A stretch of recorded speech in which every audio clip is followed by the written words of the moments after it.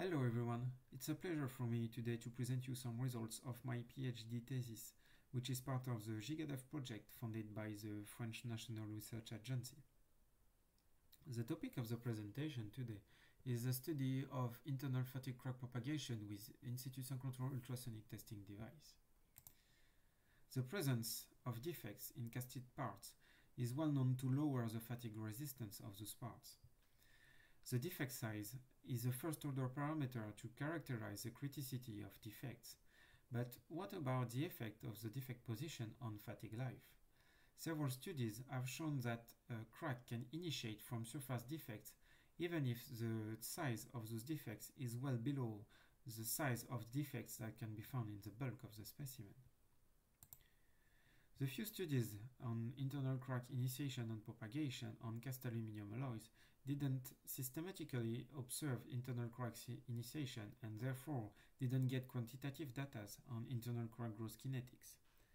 So our purpose here is to study internal crack initiation and propagation through tomography and more specifically through synchrotron tomography in order to perform in-situ fatigue tests.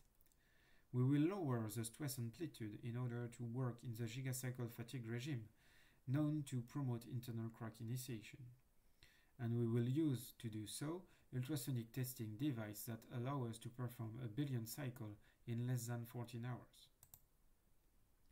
I'm going to first focus on the new ultrasonic fatigue testing device, designed and developed for in-situ synchrotron experiments. This machine is composed of a classical ultrasonic testing device, fatigue testing device, with a piezoelectric converter, a horn, and the specimen. It is mounted through the horn vibration nodes on a mechanical static loading system used to put in tension the specimen during tomographic data. This is useful because the internal cracks are really closed and not much visible on tomographic data, so to open the crack, we put in tension the specimen. The force sensor is used to control the force imposed to the specimen during the tomographic scan. The temperature in the central part of the specimen is measured by an infrared camera.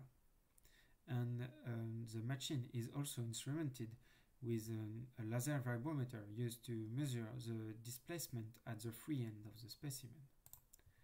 This displacement signal is treated as proposed by Kummer by FFT processing in order to measure the amplitude of the first harmonic U1 and the amplitude of the second harmonic U2 to calculate the beta parameter. This parameter has been shown to be representative of the damage accumulation in the specimen. As we can see here, if we plot this beta parameter depending on the number of cycles, we can see that at the end of the test, there is a brutal increase of the beta parameter due to crack initiation and propagation. So here, we will use the laser vibrometer to measure the displacement signal, and we will treat this signal by real-time FFT processing to automatically interrupt fatigue test based on the amplitude of the second harmonic. The infrared camera is used to, as I said earlier, is used to measure the temperature field on the sample surface during the fatigue test in order to study the thermal response due to crack initiation and propagation. The testing procedure with the machine is as follows. First, we do a reference scan in order to get the undamaged state of the central part of the specimen.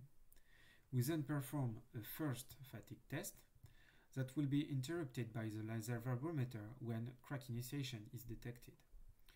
We then check by tomography if we can indeed observe the presence of a crack. If it is true that we can observe the presence of a crack, we then perform a fatigue test for a given number of cycles. And at the end of this fatigue test, we then do a tomographic scan in order to observe the advance of the crack during the fatigue test of a given number of cycles. We then repeat this sequence several times in order to get the propagation of the crack depending on the number of cycles. The material studied is a cast aluminum alloy with 7% of silicon and 0.6% of magnesium. It has a dendritic microstructure with a SDAS of 28 micrometers. It has also a very large microstructure with grain of an equivalent mean size of 700 micrometers. As we can see here, we present the geometry of the specimen tested during in situ synchrotron fatigue test. The central part of the specimen has a diameter of 3 mm, so there is only few grains in the central part of the specimen. In addition of lowering the stress amplitude to promote internal crack initiation, we have introduced an artificial defect in the central part of the specimen, as we can see here. This defect is already present in the casted rod, where the specimen is machined, as we can see here. Now, I will present you some results of crack detection by the laser vibrometer. So we plot here the evolution of the beta parameter depending on the number of cycles for two specimens. And we can see that at the end of the test, the fatigue test was interrupted automatically by the crack detection system of the laser vibrometer because of the brutal increase of the beta parameter. And when we checked then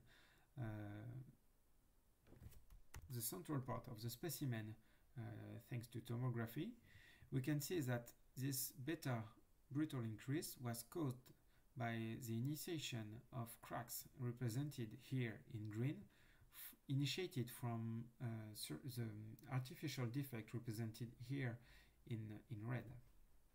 The crack detected have a square root of the projected area of about 700 micrometers. I'm going to first focus on the result of sample S119. Prior to the fatigue test, the microstructure in the central part of the specimen was characterized by DCT, diffraction contrast tomography, in order to get the geometry and the orientation of each grain in 3 dimensions. As we can see here from the tomographic data, in fact, not only one crack has initiated from the artificial defect, but in fact 3 cracks has initiated: crack A, crack B, and crack C. Crack A and crack B were arrested at grain boundaries, whereas crack C branched into crack D at the grain boundary between grain 2 and grain 18. From the tomographic data, we can compute the unit normal to each crack plane, crack A, B, and C, in the global spherical coordinate system.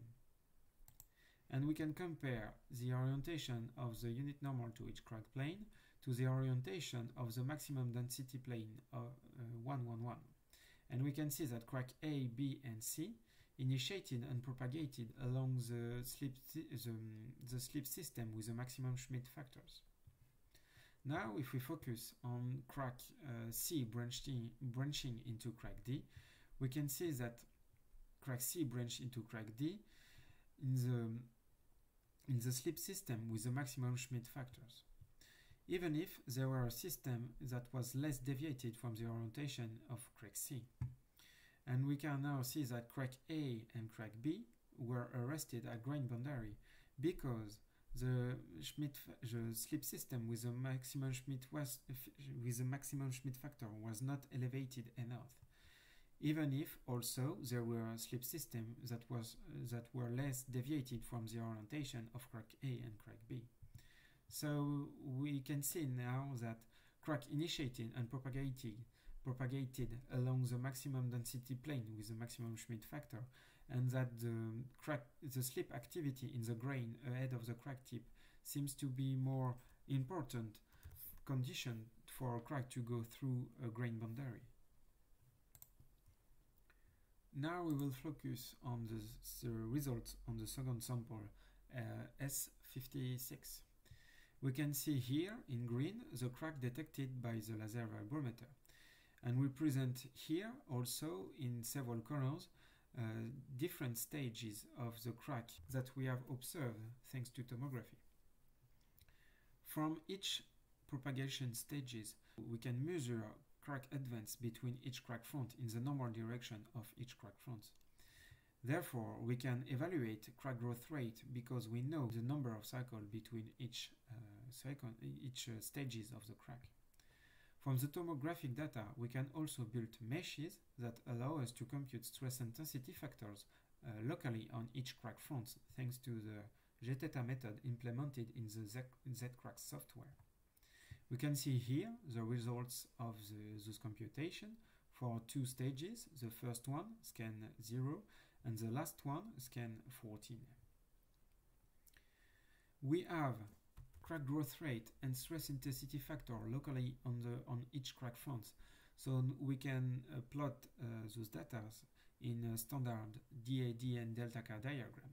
But before doing that, we want to have reference crack growth data for long crack in ambient air. The tests are performed also at 20 kHz on flat samples that are notched. The results are presented here compared to literature reference data at 20 Hz in air and in vacuum. We can see that for tests at 20 kHz in air, crack show a typical short crack behavior with crack arrest and restart due to grain boundaries, as we can see here. We can also see that the reference crack growth data at 20 kHz in ambient air are similar to the one at 20 Hz in vacuum. Now, if we plot data for internal fatigue crack, we can see that because of the resolution of the tomography, we cannot evaluate crack growth rate under 10 to the minus 10 meter per cycle. And we think that the point that we can see here are in fact the top of the bump of the typical short crack behavior. We can see also that for delta K, for bigger value of delta K, the kinetics of internal crack growth seems to join the one at 20 kHz in ambient air and also therefore the one at 20 Hz in vacuum. As a conclusion, I would say that we developed a new ultrasonic testing device for in-situ synchrotron crack propagation experiments that allowed us to observe in 8 specimens the initiation and propagation of short internal cracks.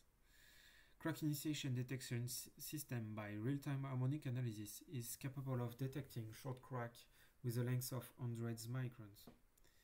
We showed that for the cast aluminum studied, there were a strong interaction between short internal crack and the macrostructure.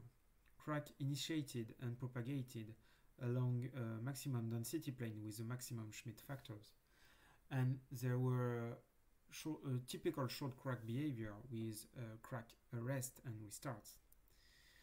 About the grain boundaries, it seems that the slip activity in the grain ahead of the crack tip is more important than the deviation between slip systems when we want to evaluate the strength of a grain boundary. For crack growth kinetics at 20 kHz in ambient air have been shown to be similar to the one at 20 Hz in vacuum. For the prospects, we would like to study in more detail the correlation between internal crack initiation and propagation and the temperature variation observed by the infrared camera. We would like also to study in more detail the influence of the microstructure anisotropy on stress intensity factors computations. We would like to acknowledge the French National Research Agency for its financial supports, and we would like to thank also all the beamlines that provide us synchronous radiation beam times. Thank you.